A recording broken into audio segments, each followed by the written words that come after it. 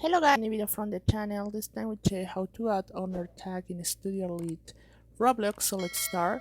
So first you have to make a new billboard golden workspace, and once you're done making the billboard, name it name tag.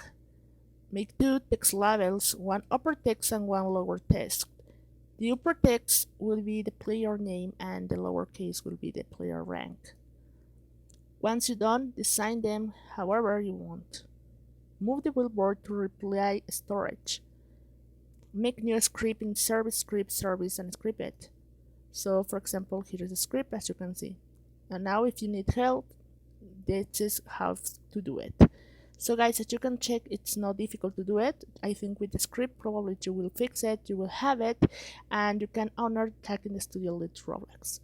So guys, I hope this information helps you. Thank you for watching this video.